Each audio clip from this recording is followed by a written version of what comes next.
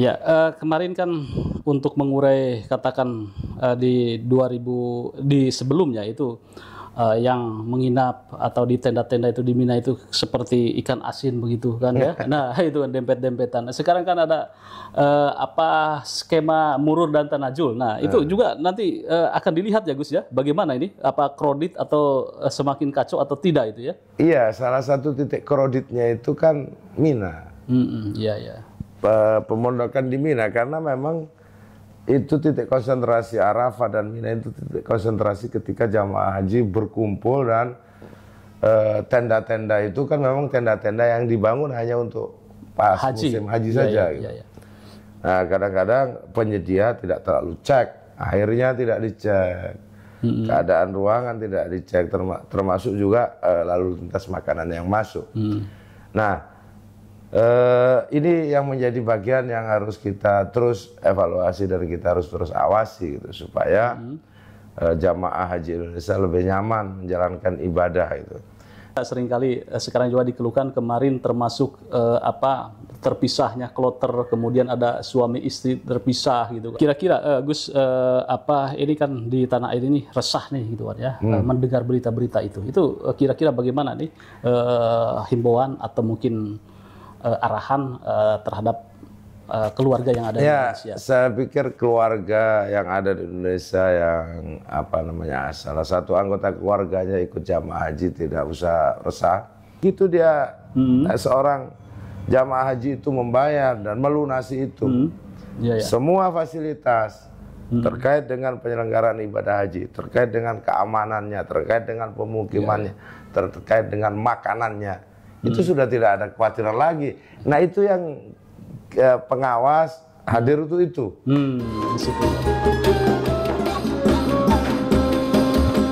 Assalamualaikum warahmatullahi wabarakatuh. Pemirsa pada Suat TV, bersama saya Sukmares, kembali kita menginformasikan seputar informasi haji. Tempo hari kita sudah banyak wawancara atau podcast dengan anggota Komisi 8. Sekarang saya bersama dengan Dr. Kiai Haji Jazilul Fawaid SQMA atau Gus Jazil sebagai Ketua Fraksi PKB DPR RI dan juga anggota Panwas Haji ya Gus ya? Iya, dari Badan Anggaran. Badan Anggaran ya? DPR RI ya. Jadi berangkat Gus ya? Insya Allah kami berangkat dalam rangka pengawasan haji. Mudah-mudahan ini kan doanya gitu ya, kita semua, saya juga amin. Saya juga doakan ya bisa meliput haji. Baik Gus, ini urgensi tentang haji ini kembali diuji sekarang. Ya. Tahun kemarin tuh ramai tuh sampai ada pansus segala Gus. Ya. Nah, masyarakat membutuhkan ada perbaikan. Nah, kira-kira sepengetahuan Gus Jazil ini, bagaimana progres sementara dari sisi administratif atau pengamatan? Ya, memang haji ini atau proses perjalanan haji ini yang diatur oleh Kementerian Agama, sementara masih cukup baik dan lancar.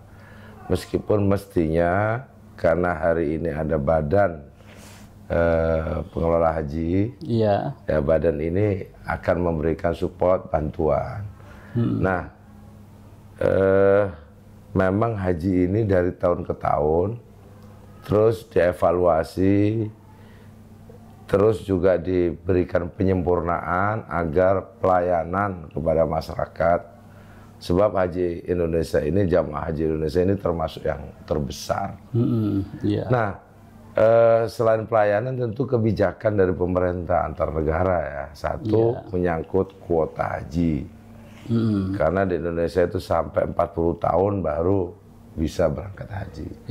Yang kedua dari proses perjalanan haji, sejak mulai visa, kesehatan, pesawat, dan ketika menjalankan haji, mulai dari pemukiman, makanan, kesehatan, dan hal-hal yang terkait dengan proses pelaksanaan haji. Nah, tidak hanya itu saja, karena kan jumlah jamaah haji Indonesia itu tidak mungkin berkurang. Jamaah haji Indonesia itu akan terus bertambah, artinya akan semakin panjang antrian. itu dulu kuncinya supaya masyarakat Indonesia terlayani. Bagaimana melayani secara cepat, tidak ngantri 40 tahun. Nah, ada semacam usulan dari pemerintah begitu supaya ada pemukiman khusus haji. Oh iya. Setelah betul, ada badan haji, ada pemukiman haji Indonesia. Karena selama ini dianggap jamaah haji Indonesia ini tempatnya jauh. Iya. Selain jauh, transportasinya kemudian juga lama. Nah, kalau ada pemukiman tersentral, itu transportasi juga bisa tersentral. Jadi ketika jamaah lalu lintas dari Masjidil Haram menuju pemukiman atau ke tempat-tempat haji, itu lebih terkoordinir secara baik. Nah, namun ide ini mestinya bisa dilaksanakan, tapi sampai hari ini belum, karena ini menyangkut mungkin izin dari Kerajaan Arab Saudi. Nah, kalau soalnya haji ini bukan hanya sekedar ibadah haji saja, nanti akan ada ibadah lanjutan yang disebut dengan umroh. Iya. Dan itu juga besar jamaah dari Indonesia. Apa yang perlu diperbaiki? Kalau menurut saya pertama dari sisi diplomasi supaya Indonesia sebagai negara Muslim yang terbesar dan peminat untuk haji cukup tinggi, maka perlu membuat kuota. Nah, perlu ada kuota yang lebih. Tapi masalahnya, apakah area di sana cukup? Itu masalah. Iya. Artinya ada kebutuhan untuk berdiplomasi dengan Kerajaan Arab Saudi gitu, agar area lokasi-lokasi yang dijalani ketika haji ini memungkinkan untuk ditambah kuotanya. Kalau tidak ya akan terus begini. Iya. Akan terus sampai 39 tahun katanya. Ada sampai 39 tahunan. Itu kan bukan gratisan, itu bayar. Bayar ya. Uangnya dikumpulkan dan di BPKH. saya ada juga orang yang sudah dia harusnya berangkat, kemarin kena COVID jadi tidak berangkat. Usianya dan kesehatannya makin menurun. Iya. Nah, ini juga perlu dipikirkan untuk mereka-mereka yang secara kesehatan ketika mendaftar haji kan sehat. Betul. Tapi ketika dalam periode tertentu dan bisa lunas, kesehatannya menurun. Iya. Nah, ini kan akhirnya membuat kecewa keluarga yang sudah punya niat dan sudah menabung dan sudah diberikan juga sudah membayar juga begitu. Nah, ini semua proses memang. Betul. Nah, hari ini saya melihat setelah ada pansus haji, setelah kemarin ada evaluasi yang cukup dari teman-teman pengawas, ini memang sekarang sedang bukan diuji coba ya, sedang ada manajemen baru, misalnya penerbangan atau pengangkutan pesawat atau yang mengangkut jamaah tidak hanya Garuda gitu misalkan.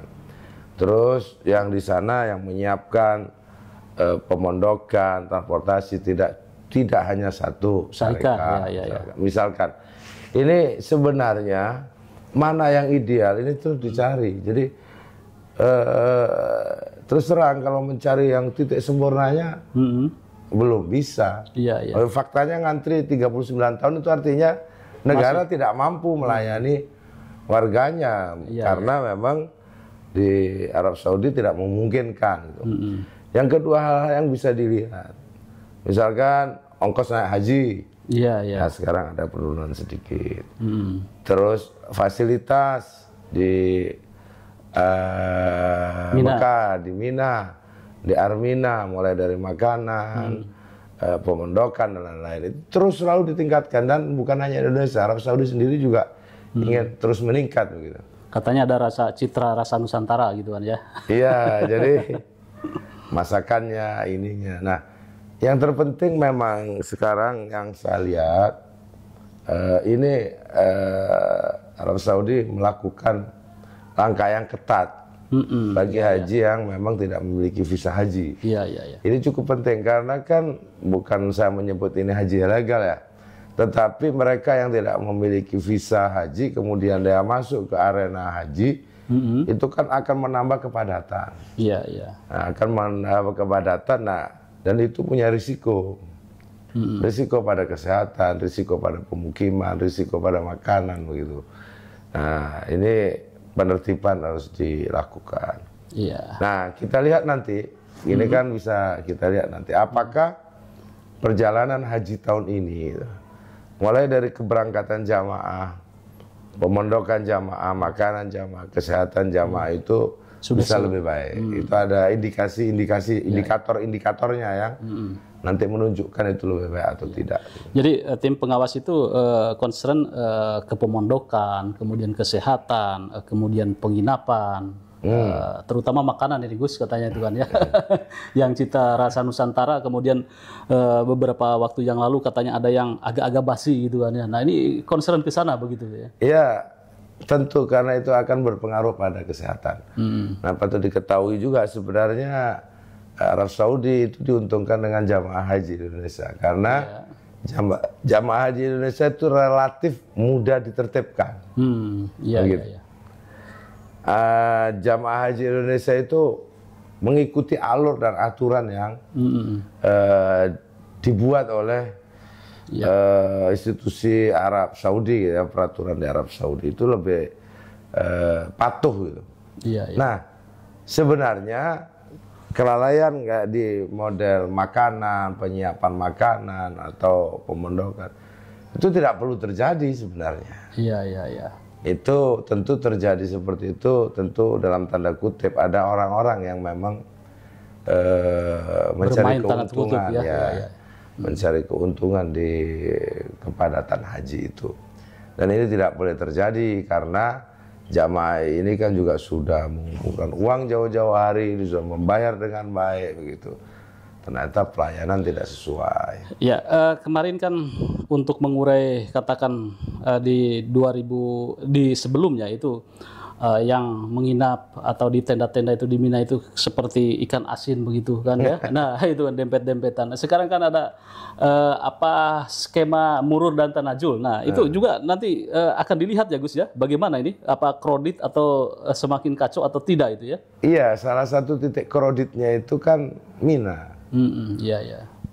Pemondokan di Mina karena memang itu titik konsentrasi Arafah dan Mina itu titik konsentrasi ketika jamaah haji berkumpul dan tenda-tenda itu kan memang tenda-tenda yang dibangun hanya untuk pas musim haji saja. Gitu. Nah kadang-kadang penyedia tidak terlalu cek, akhirnya tidak dicek, keadaan ruangan tidak dicek, termasuk juga lalu lintas makanan yang masuk. Nah ini yang menjadi bagian yang harus kita terus evaluasi dan kita harus terus awasi gitu supaya jamaah haji Indonesia lebih nyaman menjalankan ibadah itu. Jangan sampai ada istilah ibadah lebih sulit itu pahalanya lebih tinggi, gitu kan? Semakin sulit semakin tinggi. Iya, semakin kena makanan yang basi terus semakin sabar terus tinggi. Tidak begitu, meskipun menurut saya kesabaran atau ujian itu penting, selalu ada di dalam haji itu. Gitu. Tapi jangan kemudian itu menjadi kambing hitam gitu. Yang memang haji itu sulit, yang memang haji itu susah, memang haji itu terbatas fasilitas. Jadi ini ujian kesabaran. Itu iya, tapi kan yang namanya penyelenggara itu harus ada perencanaan yang matang. Gitu. Iya, iya, iya. Baik, ini memang pemirsa seringkali sekarang juga dikeluhkan kemarin termasuk terpisahnya kloter, kemudian ada suami istri terpisah gitu kan ya karena pembagian syarikat. Ini saya dengar katanya kalau sudah ke ke Mekah itu nanti di Mina itu sudah menyatu lagi. Nah ini ke sana juga ya, Jus pengawasannya itu bagaimana solusi-solusinya itu? Iya, itu yang disebut menurut saya kan karena ingin perbaikan sistem. Jadi di Arab Saudi juga makin ketat.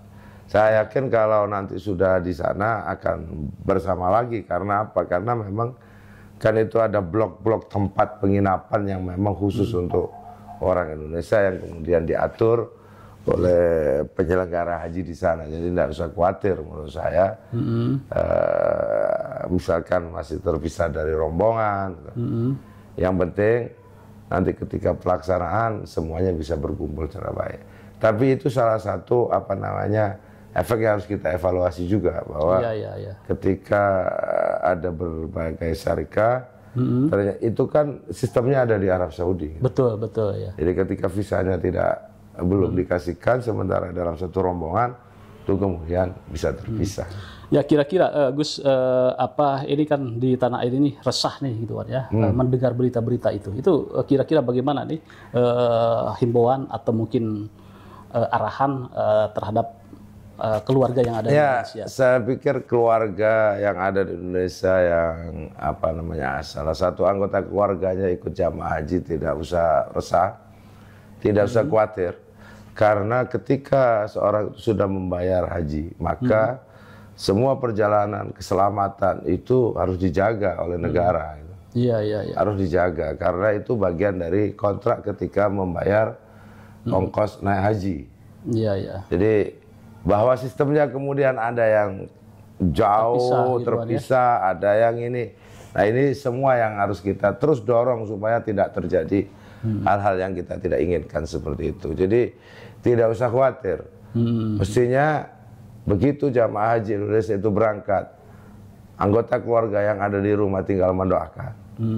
Karena ini lewat institusi negara. Jadi tidak usah khawatir lagi tentang keselamatannya, proses di sana itu kan sudah ada yang atur. Betul ya. Kecuali yang tidak jelas begitu ya. Kalau yang datang ke sana katanya undangan furoda gitu kan. Ya undangan macam-macam itu. Nah, kalau ini mestinya begitu dia seorang jamaah haji itu membayar dan melunasi itu, semua fasilitas terkait dengan penyelenggaraan ibadah haji, terkait dengan keamanannya, terkait dengan pemukimannya, terkait dengan makanannya, itu sudah tidak ada kekhawatiran lagi. Nah, itu yang pengawas hadir itu. Di situ ya. Di situ ya. Termasuk ini Gus, bahwa titik kredit itu kan ketika balang jumroh, kemudian di Mina, kemudian di Muzdalifah. Nah, kira-kira ini tips untuk para jamaah haji itu bagaimana? Untuk tidak kredit atau mungkin ada tips-tips khusus gitu ya? Kalau itu sih sebenarnya para pengatur jamaah haji di sana itu sudah tahu jadwal-jadwalnya. Oleh sebab itu jamaah haji ikuti saja. Ikuti saja apa yang menjadi petunjuk dari kepala rombongan. Supaya, dan juga jangan tertinggal dari rombongan. Itu penting. Karena kan jumlahnya banyak, begitu tertinggal dari rombongan, waduh, nah itu ada kesulitan tersendiri tuh. Apalagi mencari orang segitu banyak. Apalagi yang baru ke luar negeri nih kan. Ya, jadi ikuti aja instruksi karena semua sudah disiapkan. Ada petugas haji di sana, ada pemandu haji di sana. Jadi sebenarnya kalau mengikuti yang tertib itu pasti nggak ada masalah. Nggak ada masalah ya. Terima kasih Gus. Makasih Pak Yusuf. Makasih. Selamat berjalan, semoga sukses menunaikan ibadah haji dan menjadi pengawas haji di tanah suci. Terima kasih. Jangan lupa like, share, subscribe pada Suara TV. Wassalamualaikum warahmatullahi wabarakatuh. Waalaikumsalam warahmatullahi wabarakatuh.